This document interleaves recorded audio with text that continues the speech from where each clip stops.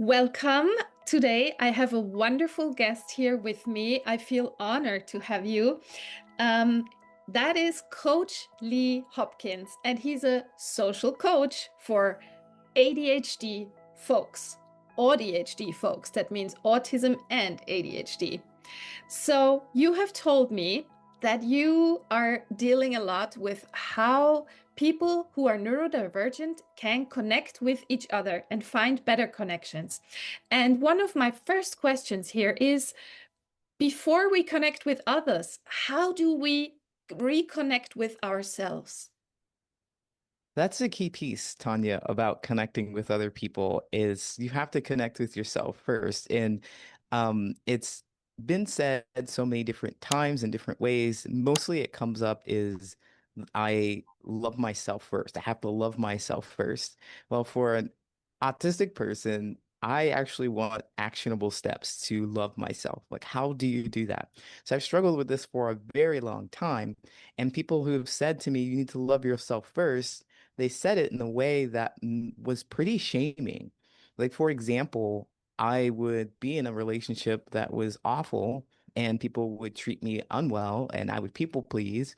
And then I would go to someone for advice or insight and tell them about what's happening. And they said, well, you need to love yourself first.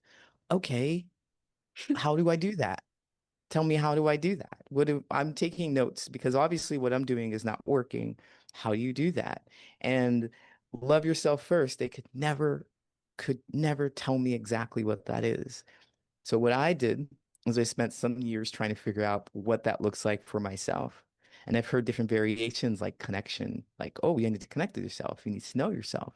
And that's what I've landed on is before you can connect with someone else, you need to know yourself first. You need to love yourself first. You need to understand yourself first. So what does that mean to understand yourself? Because somebody's out there taking notes and they're like, okay, understand myself. What? I've got the notes for you.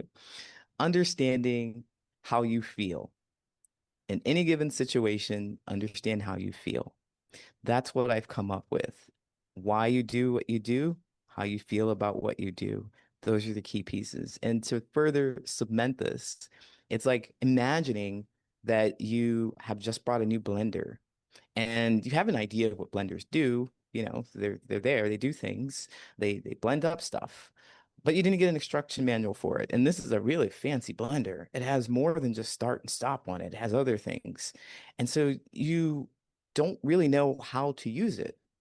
So you put some things in the blender and you push this button and it liquefies it. It's like, oh, I didn't mean for it to liquefy that. I didn't know that it was going to happen.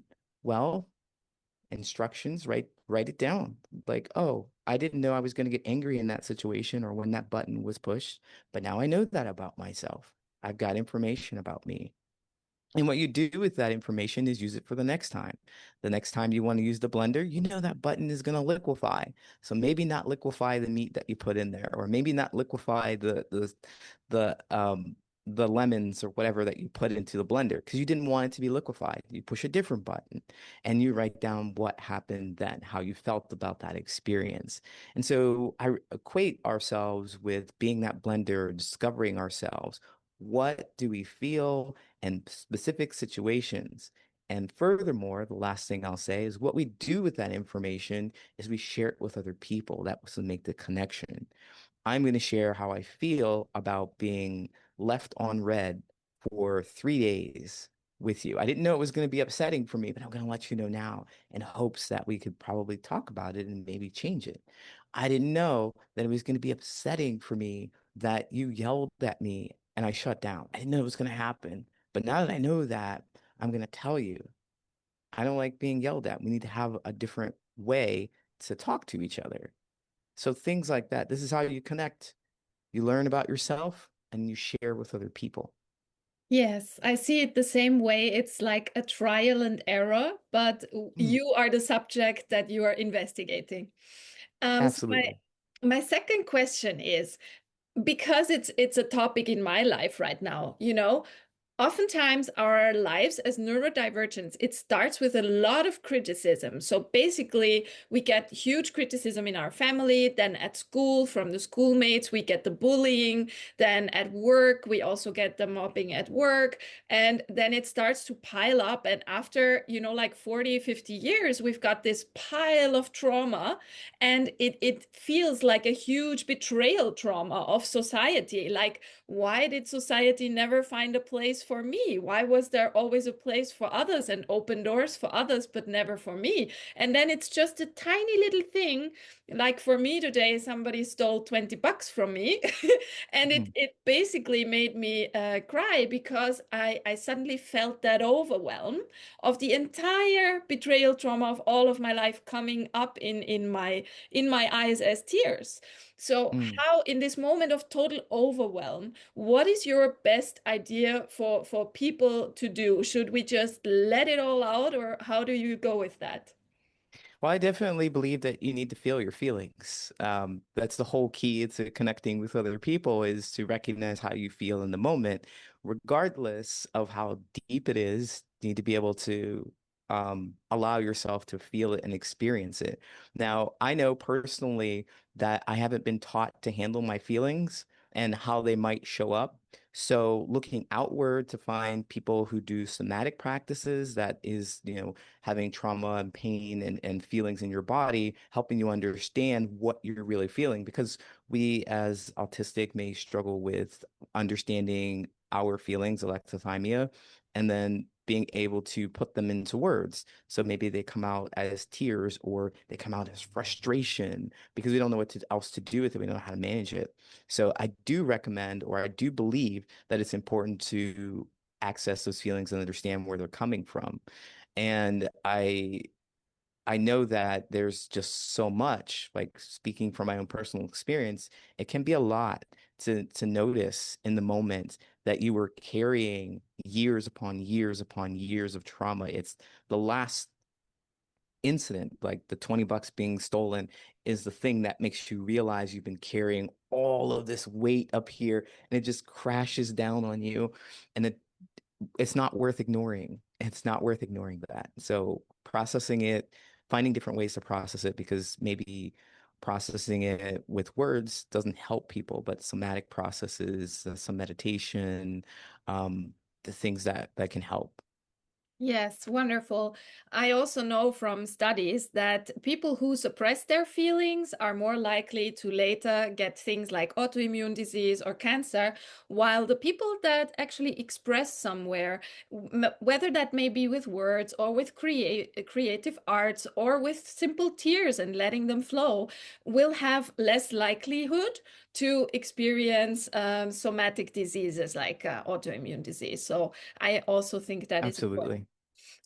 Do you think that society expects neurodivergence to disconnect from themselves just in order to fit in?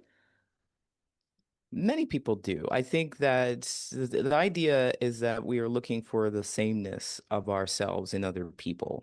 So we're looking for reflections of ourselves. This is my personal belief. And so neurotypical people may not understand neurodivergent people because they do things differently and vice versa.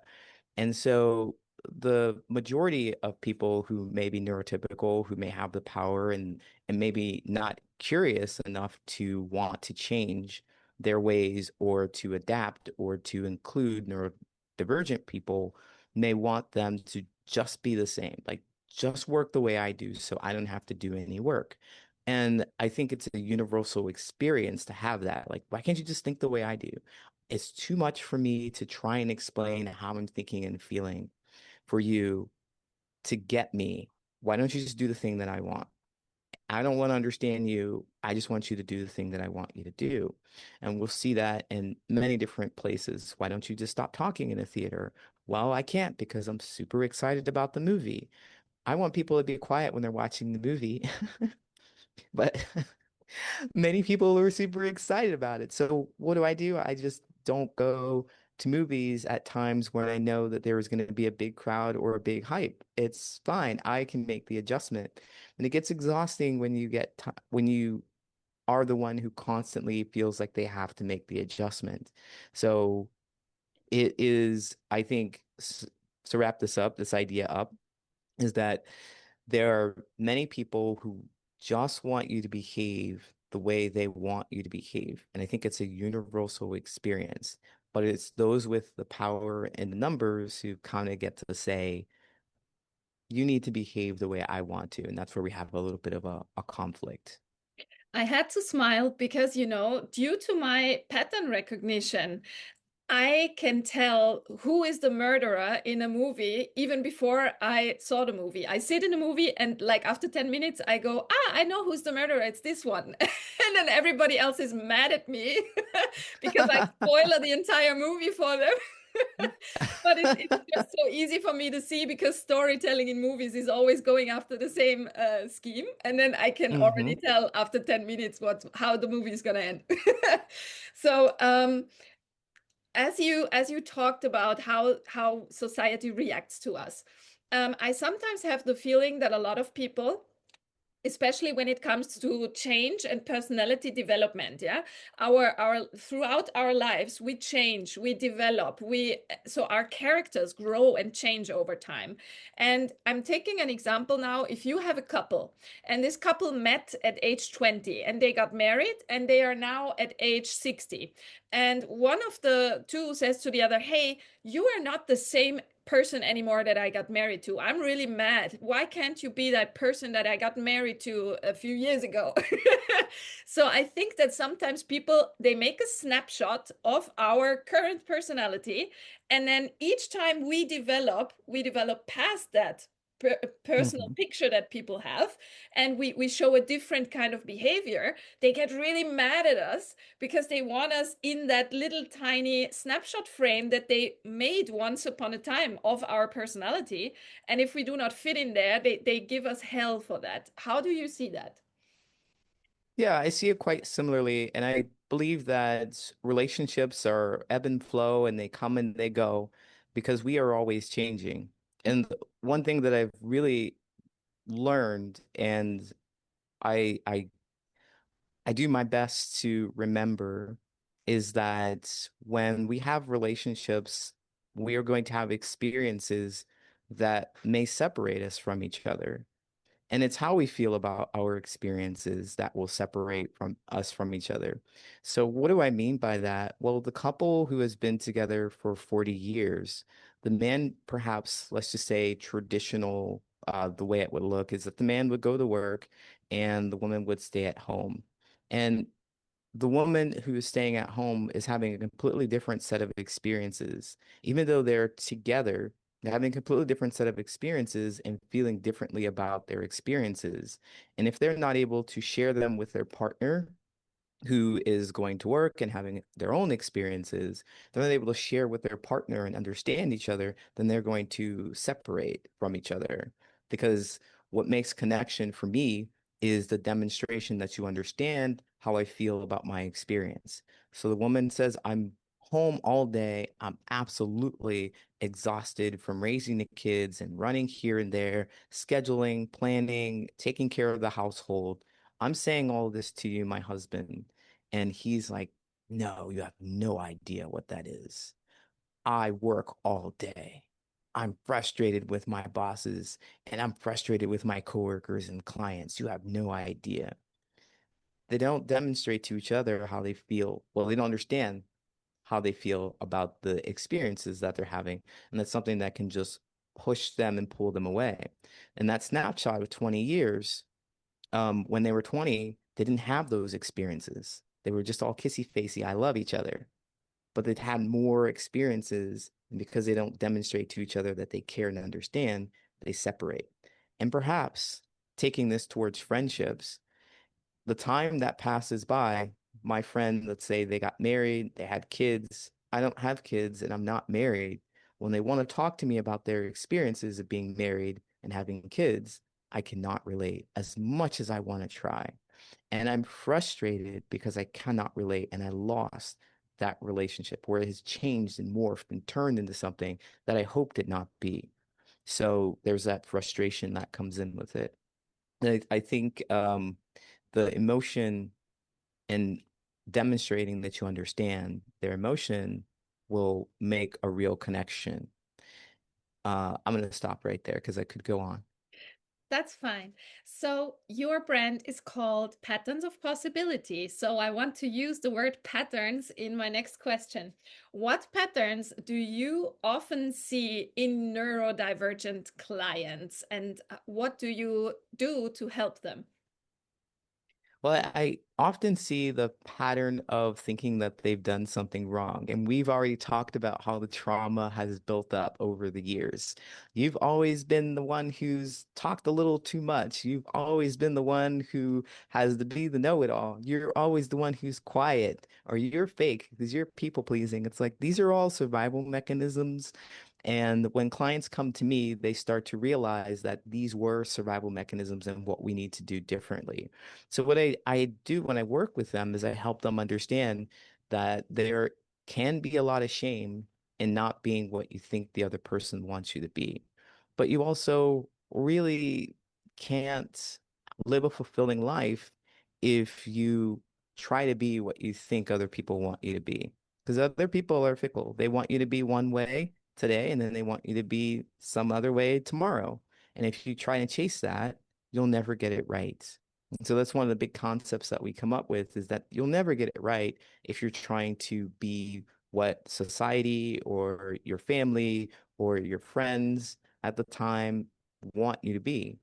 And it's even more challenging if you don't face that. So what we do is we face that head on and we decide what it is that we want to be and how do I want to show up. And many of my clients don't know what that is. So we work together, design experiments to figure out what feels good. What do I like? What do I want? And then go through the world, facing it world with that new knowledge. Now, you have just mentioned that we are facing the world, and the world at the moment is a very volatile, crazy place. So there is wars going on and all kinds of economic unsafety. So how can we create a feeling of safety inside ourselves? How can we be our own safe haven in such an extremely crazy and volatile world? I would say be kind to ourselves. Like one of the things that terrifies me, and I'll use the word terrify, is that there is endless traumatic turmoil outside of me in my space all the time.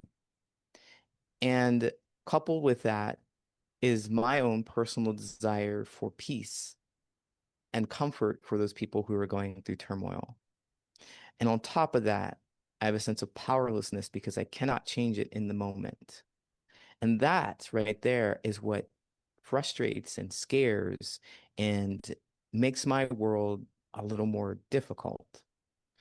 So, what I do is recognize that I can only take care of myself right now in this moment. I'm not useful to anyone outside of me if I'm not okay. So, if anyone out there who's listening has the grand desire to help others, whether it's on a major, huge, big world scale, recognize that you can only take care of yourself in the moment. So Wonderful. do things to take care of yourself. Yes, it's a question of what is actually in my control and what is not. And once you have this definition, hey, I can't control that there is maybe a war going on in the other side of the world, then it takes a little bit of that pressure. So, Yeah. And it's not that you don't care. It's not that you don't care. You care to fix those things, but you can't do anything if you don't take care of yourself. exactly. So another thing that is important for us neurodivergents is setting boundaries. What is like one, two, or three of the most important things that you can name? What do we have to know? What do we have to do? What do we have to take care of so that we set the right boundaries and we don't go too far with giving away of ourselves, of our energy? Yeah, boundaries. Or another thing that I have to laugh at because I didn't know what they actually meant. Like, okay, boundaries. How do I set boundaries? It was on the same kind of vein of love yourself first. Like, okay, love myself first. How do I do that? All right, well, you need to set boundaries. How do I set boundaries? I don't know how to do that. Quick story. I used to take lots of people on dates. I would take them to expensive-ish places like $50 for this was back at maybe 20 years ago. So that was a lot of money just for a date and the conversation because that's what I thought would make connection. And I had talked to a friend who said, "Hey, you probably need to set some boundaries and maybe you shouldn't spend too much money because you're not really making the connections. You've been on like what, 5, 10 dates already?" Like, yeah, you're right about that. Okay, so the next one, I'd ask them if we could pay separately. Could we pay separately? And they were like, no, no, you have to pay, or else I'm not going. And I'm like, oh, yeah, okay, okay, okay. Let's go to somewhere that's not super fancy. And they're like, okay, I'll go, I'll go. And so we go, and they said to me as on the ride over there, I'm gonna get the most expensive thing on the menu. And I was like, no, no, no, you're joking, right? Because I just told you I kind of want to save money. And they're like, "Mm." And sure enough, they ordered the most expensive thing on the menu, the salmon. And I was like, frustrated. I said to the waitress, no, she's not getting that. You pick something else. And I thought I was setting a boundary right there in that moment. That's what I thought boundaries were. So, oops. But the boundary actually happened before, and she had walked all over it. It happened when I said my preferences. Let's go somewhere cheaper. Let's split this. This is my preference. And so when I think of boundaries these days, and when I teach my clients, is that you are setting the preferences. You're telling people what it is that you want. First to yourself, these are my goals, these are my needs, these are my wants. I break it down actually in my course, needs, negotiables, and nevers. You need to know those. What I need, what I can negotiate on, it's okay. It won't break me or make me if I don't get this, and what I never want to experience. You need to know those for themselves, so yourself, so you can express them for other people. And that's in all kinds of situations. Need, negotiable, never. Now, we have 6 minutes left, so I want to ask you if you could give a message now and you would know that the entire world hears you, so both the neurodivergent people and the others, what would you tell the world? Okay, what would I tell the world? Love each other. Because there's I love each other, and as I said at the very beginning of this is understanding, right? It's understanding. So the more you understand about yourself, like so if you're a neurotypical person and you're struggling to understand neurodivergent folks, you know that you're frustrated with it. So what are you going to do with that frustration? How are you going to handle it? Are you going to demand that they change? Are you going to ask for question? Are you going to ask questions and maybe are you going to become more curious and satisfy that curiosity? Are you going to advocate to make change? Whatever you decide to do is understanding of yourself, right? Understand yourself. So love yourself. And then for neurodivergent folks, if you are feeling misunderstood and frustrated, what will you do with knowing that frustration? Will you push against society and say, I demand change? Will you take some time to try and help them understand who you are? It's exhausting on both sides to understand because it's just not normally how we function. But I believe we need to meet somewhere in the middle. So when I say love yourself and love other people, I mean understand what's frustrating about experience or what's joyful about the experience and interactions that you have so that you can do something with that information. Hopefully, it's to make the world a better place. Wonderful. I love this message. I want to thank you so much for being my interview guest today. Absolutely. I'm so happy to be here and I wonder if I could share a couple things that I'm doing. Is that okay? Yes. All right. So on this theme of loving yourself and connecting with people, I have something called the Social Connection Summit that happens in September, and it's all about bringing neurodivergent folks together with neurotypical folks also to understand each other. So mostly this year, we are focused on neurodivergent professionals who know that they've been late diagnosed or late identified, but they just don't know what to do after that. They don't know how it's really impacting their lives.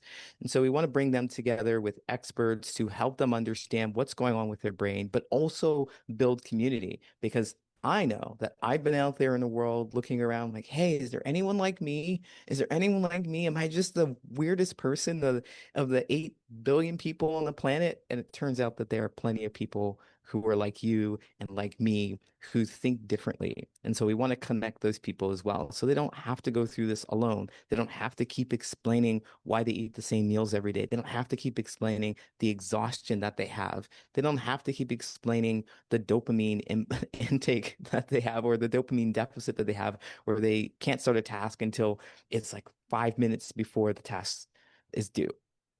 We don't have to explain that. People just get it. And you're smiling, so you get it. It's nice to be around people like that as you go into the world and share with others who you are. So the Social Connection Summit happens September 23rd and 24th. It's virtual, so bring yourself, bring some colleagues. It's going to be a very connecting and educational experience. Yes, and I will be there too. Yes, Tanya's going to be there. It's going to be a lot of fun. Great. Thank you. Thank you so much.